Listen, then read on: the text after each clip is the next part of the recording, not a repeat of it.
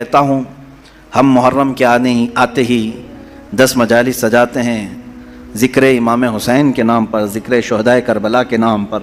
یہ کوئی نئی بات نہیں ہے، برسوں سے یہ ریت چل رہی ہے اور ہمارے مشائخ، ہمارے علماء اسلاف سبوں نے سنایا اور ہم تک منتقل کیا۔ ہم بھی سنا رہے ہیں، اپنے بچوں کو منتقل کر رہے ہیں۔ کل یہ ہمارے بچے اس ممبر پر بیٹھیں گے اور یہی تذکرے سنائیں گے۔ لیکن ایک بات میں آپ سے کہتا ہوں، لوگ ہم سے یہ کہتے ہیں کہ ہر سال یہ واقعات، ہر سال یہ کربلا کے تذکرے کیوں سنائے جاتے ہیں؟ ہو گیا تھا کربلا ایک بار، بار بار اس کو کیوں سنایا جاتا ہے؟ میرے عزیزوں، چلو اگر میں بار بار سناتا ہوں تو سننے والے بار بار کیوں سنتے ہیں؟ سننے والے کیوں سنتے ہیں؟ بولنے والا اگر بار بار سناتا ہے تو سننے والے چھوڑتے بھی تو نہیں ہیں۔ بات پتہ یہ چلتی ہے کہ نہ بولنے میں یہ پرانا لگتا ہے، نہ سننے میں پرانا لگتا ہے۔ حسین اعظم کے ذکر میں جدت ہے، لذت ہے اور ایک نیا اپن ہے، اور انہی مجالس کے صدقے ہم بہت سارے تذکرے بھی کر لے جاتے ہیں۔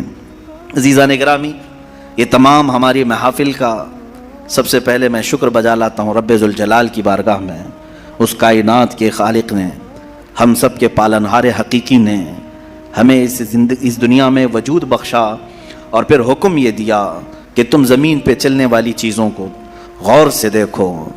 قل انظروا ماذا فی السماوات والارض، تم آسمانوں میں غور سے دیکھو کیا کیا چیزیں ہیں۔ یہ کیوں دیکھنے کا حکم بار بار رب تعالیٰ ہمیں فرماتا ہے؟ اس لیے کہ تم مجھ تک پہنچ سکو، رب تعالیٰ کی معرفت تمہیں حاصل ہو جائے۔ انسان کا اس دنیا میں آنے کا ایک مقصد یہی ہے کہ وہ اپنے خالق کو پہچانے، اپنے مالک کو پہچانے، اپنے رب کو، اپنے پالنے والے کو پہچانے۔ اور دنیا یہاں ہر ایک کو پہچانتی رہ گئی، اور رب ذوالجلال جس کو پہچاننے کے لیے بھیجا گیا تھا اس کی طرف تک وہ دو بھی نہیں کیا، محنت بھی نہیں کیا اور پوچھا بھی نہیں۔ میرے عزیزو، لاکھوں راستے ہیں اس مولا کو پہچاننے کے، اس کے باوجود آج لاکھوں انسان گمراہ ہیں، مشرک ہیں، کافر ہیں، کچھ تو خدائے ذوالجلال کا انکار کرنے والے اور کچھ غفلت میں موجود ہیں۔ لیکن وہ خوش نصیب انسان ہے جسے اللہ کی معرفت حاصل ہو گئی، رب تعالیٰ نے اپنی طرف اسے راستہ دے دیا اور وہ اپنے مالک کو پہچانا اور اپنے سر کو محفوظ رکھا صرف اسی بارگاہ میں جھکانے کے لیے۔ وہ دنیا کا عظیم انسان ہے، وہ دنیا کا خوش نصیب انسان ہے۔ باقی سب جو بھولے بھٹکے ہیں، راستہ بھٹکے ہوئے ہیں، ان کے لیے ہمیں کہا گیا کہ تم انہیں سیدھے راستے کی طرف بلاؤ۔ آج سے ہماری یہ مجالس اسی ضمن میں بھی ہوں گی کہ ہم ان بھولے بھٹکوں کو دعوت دینے کے لیے بیٹھے ہیں جو اپنے رب کو پہچاننے سے اور رب کے تعالیٰ کے احکام سے بغاوت کر کے پھر رہے ہیں۔ عزیزان گرامی، اب آپ سب کی بارگاہ میں جو چیزیں میں عرض کرنے جا رہا ہوں وہ بہت توجہ سے سنیں، توجہ سے سنیں کہ یقیناً اللہ عز و جل رب ذوالجلال، اس کی بہت ساری صفات ہیں، 99 صفات آپ نے سنا بھی ہوگا۔ اسماء حسنہ میں اللہ رحمان ہے، رحیم ہے، کریم ہے، حلیم ہے، عظیم ہے، غفار ہے، جبار ہے، ستار ہے، قہار ہے، یہ سب اس کی صفات ہیں۔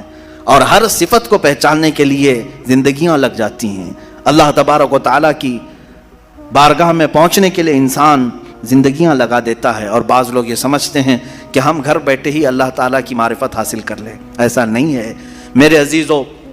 آج سب سے پہلے چیز میں یہ عرض کرتا ہوں، آخر خدا ہے یا نہیں؟ کسی نے دیکھا نہیں، سوال تو ہے ہی ہے۔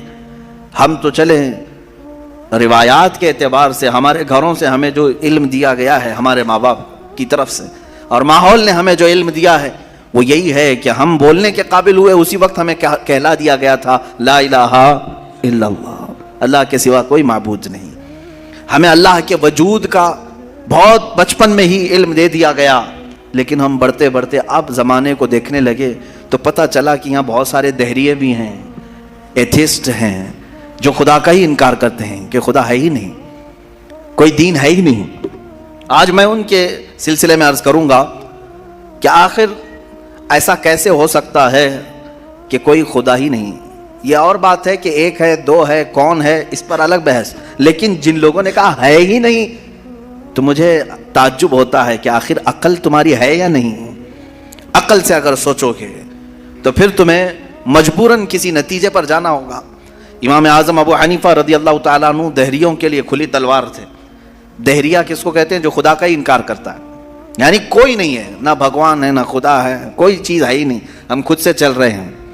امام اعظم رضی اللہ تعالیٰ عنہ کی بارگاہ میں ایک جماعت آئی ملحدین کی، اور وہ تلواریں لے کر کے ہی آتے تھے کہ موقع پا کر کے انہیں قتل کر دیں۔ ایک دن امام اعظم ابو حنیفہ رضی اللہ تعالیٰ عنہ ان کی جماعت کو آتے ہوئے دیکھا، اور اچانک آپ اپنی مجلس سے کھڑے ہوئے اور کہنے لگے میں کچھ گہری سوچ میں ہوں۔ وہ قریب آئے اور پوچھا کیا سوچ رہے ہیں آپ؟ کہا کہ میں نے سنا ہے کہ ایک سمندر میں کشتی چل رہی ہے اور اس پر سامان خود سے لد جاتا ہے، اور بڑی برابر منزلوں پر وہ رکتی ہے اور اپنا سامان خود ہی اتارتی ہے، نہ اسے کوئی چلاتا ہے، نہ لوڈنگ ان لوڈنگ کرنے والے کوئی مزدور ہیں، وہ خود بخود سامان لیتی ہے، خود بخود سامان اتارتی ہے۔ یہ روبوٹک دنیا بھی نہیں تھی اس وقت کہ وہ یقین کر لیتے، سائنسی دنیا بھی نہیں تھی اس وقت۔ تو ان دہریوں نے کہا کیا مذاق کر رہے ہیں آپ کہ سمندر میں کشتی بغیر ملاح کے، بغیر کیپٹن کے چل رہی ہے اور خود سامان لوڈ کر رہی، اتار رہی ہے، ہمارے ساتھ مذاق کر رہے ہیں آپ؟ ہم عقل والے لوگ ہیں، آپ کی اس بات پر کوئی بیوقوفی یقین کر سکے گا؟ امام اعظم ابو حنیفہ رضی اللہ تعالیٰ عنہ فرماتے ہیں اتنی جب تجھے عقل ہے کہ ایک کشتی سمندر پر بغیر کسی چلانے والے کے نہیں چلتی، تو یہ پورے کائنات کا نظام بغیر چلانے والے کے کیسے چل سکتا ہے؟ برابر وقت پر سورج کا طلوع ہونا، برابر وقت پر سورج کا غروب ہو جانا، چاند کا اپنی منزلوں پر چلنا، اور یہ سمندروں کا برابر اپنے مدار میں رہنا، اور یہ زمین کا طرح طرح کے پودے اگنا، اس میں پھول کا آنا، پھلوں کا آنا، یہ کیا اللہ کے ہونے کی نشانیاں نہیں ہیں؟ کوئی تو ہے جو یہ سارا نظام چلا رہا ہے۔ ہاں تم یہ کہہ سکتے ہو کہ مشینیں ہم چلا رہے ہیں، پنکھے ہم چلا رہے ہیں، لائٹ ہم چلا رہے ہیں، چلاؤ دنیا کی ساری مشینیں چلاؤ، لیکن میں اگر ایک فیلڈ میں آؤں ان دہریوں سے پوچھتا ہوں۔ امام شافعی رحمۃ اللہ علیہ نے کیا جواب دیا؟ میں چاروں اماموں کی بات بتا دیتا ہوں۔ چاروں اماموں نے رب ذوالجلال کے وجود کے متعلق کیا کیا کہا ہے۔ امام مالک نے تو یوں فرمایا، آپ سے پوچھا گیا کہ خدا ہے، انہوں نے کہا ہاں، کیا دلیل کیا ہے؟ کہتے ہیں کہ زبانوں کا مختلف ہونا، انسانوں کی زبانوں کا الگ الگ ہونا اور الگ الگ نسلوں کا ہونا، یہ اللہ کے وجود کی دلیل ہے۔ امام شافعی سے پوچھا گیا آپ کوئی دلیل دیں گے کہ کوئی ہے؟ آپ نے کتنی پیاری بات فرمائی، ارشاد فرماتے ہیں شہتوت کا درخت دیکھا ہے؟ شہتوت کا درخت آپ نے دیکھا ہے؟ شہتوت جو ہے بہت باریک باریک سے پھل ہوتے ہیں، میٹھے ہوتے ہیں، اور اس کا پتا جو ہے وہ کئی قسم کے جانور کھاتے ہیں۔ شہتوت کے پتے کو شہد کی مکھی بھی چوستی ہے، شہتوت کے پتے کو گائے بکریاں بھی کھاتی ہیں، ہرن بھی کھاتی ہے، یہ سب کے سب شہتوت کے پتے کو کھاتے ہیں۔ شہتوت کا پتا ایک رنگ کا ہوتا ہے، ایک ہی ٹیسٹ کا ہوتا ہے۔ امام شافعی فرماتے ہیں شہد کی مکھی اسی شہتوت کے پتے پر بیٹھتی ہے، چوستی ہے، اور اپنے چھتے میں جا کر کے شہد اگل رہی ہے۔ بکریاں اور گائے اس شہتوت کے پتے کو کھاتی ہیں، مینگنیاں ڈال رہی ہیں یا دودھ دے رہی ہیں۔ اسی شہتوت کے پتے کو ہرن کھاتی ہے، ہرن نافع پیدا کرتی ہے جو مشک کی طرح ایک نافع ہوتا ہے، نہایت ہی اچھی خوشبو اس کے اندر آتی ہے۔ امام شافعی فرماتے ہیں ایک شہتوت کا پتا بکری میں جائے تو الگ اثر کرے، شہد کی مکھی میں جائے تو الگ اثر کرے، گائے میں جائے اور ہرن میں جائے تو الگ اثر کرے، آخر ایک شہتوت کے پتے سے نافع، دودھ اور شہد بناتا کون ہے؟ بناتا کون ہے؟ اسی میں امام شافعی فرماتے ہیں ہم روٹی کا ایک ٹکڑا کھاتے ہیں، روٹی کا ایک ٹکڑا کھاتے ہیں، اندر جسم میں یہ روٹی جانے کے بعد آپ سب کو معلوم ہے اس میں سے کچھ حصہ گوشت بنتا ہے، کچھ حصہ خون بنتا ہے، کچھ حصہ پیپ بنتا ہے، کچھ حصہ منی بنتا ہے، باقی کا بچا ہوا فضلہ پخانہ بن کر نکل جاتا ہے۔ ایک روٹی گیہوں کی کھاؤ، جو کی کھاؤ، جوار کی کھاؤ، روٹی ایک ہی طرح کی ہے، اور اس سے گوشت کون بناتا ہے، خون کون بناتا ہے، اور پیپ کون بناتا ہے، منی کون بناتا ہے، سب کی الگ الگ قسمیں ہیں۔ امام شافعی فرماتے ہیں تمہاری ہزاروں مشینیں ایک طرف، لیکن اندر جو نظام چلاتا ہے وہ کوئی تو ایک ہے، کوئی تو ہے، تمہیں ماننا ہوگا۔ میں دہریوں کے متعلق کہہ رہا ہوں جو ملحدین ایتھیسٹ ہیں، جن کا کہنا ہے کہ کوئی ہے ہی نہیں، کوئی خدا ہی نہیں، تو ان سے میں کہتا ہوں کوئی بتاؤ تو صحیح آخر یہ چلا کون رہا ہے؟ یہ کون چلا رہا ہے؟ ہمارے جسم کے اندر کا نظام کون چلا رہا ہے؟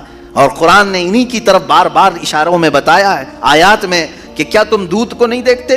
دودھ کہاں سے پیدا ہوتا ہے؟ کہ اللہ تعالیٰ فرماتا ہے کہ ہم نے دودھ کو گائے کے خون اور اس کے گوبر کے بیچ میں سے پیدا کیا ہے۔ اس کا فضلہ گائے کا گوبر ہے پیٹ کے اندر، اور اس کا خون بھی ہے، خون نہایت ہی سرخ گوبر نہایت ہی الگ رنگ کا اور اس کے بیچ سے صاف و شفاف دودھ کا نکلنا. دودھ آتا ہے، نہ کبھی اس میں گوبر کی بو آئی، نہ کبھی خون کا رنگ آیا. قرآن کہتا آخر یہ کون ہے جو اس طرح صاف ستھری غذا نکالتا ہے تمہارے لیے؟ کیا شہد کی مکھی کو نہیں دیکھتے؟ قرآن کہتا ہے جب وہ ڈنک مارتی ہے تو اس کے زہر کا کوئی علاج نہیں ملتا. شہد کی مکھی اگر ڈنک مارے تو زہر چڑھ جاتا ہے اور کئی لوگوں کی موت بھی ہوتی ہے، لیکن وہی اپنے چھتے پہ بھی تھوکے تو وہ نہایت ہی میٹھی غذا ہے، نہایت ہی میٹھی غذا ہے. شہد کی مکھی اپنا رس چھتے پر ڈالے تو وہ دنیا کی سب سے اچھی غذا، وہی اگر کسی کو ڈنک مارے تو سب سے برا زہر ہے. اعلیٰ حضرت رضی اللہ تعالیٰ عنہ نے اپنے آپ کو یوں فرمایا ہے کہ میں وہ شہد کی مکھی ہوں جس کی مٹھاس کا بھی جواب نہیں، جس کے ڈنک کا بھی جواب نہیں. یہ تو ضمناً میں نے بات عرض کی. خدا قدیر و جبار کے وجود پر میرے عزیزو ایک دو نہیں لاکھوں مثالیں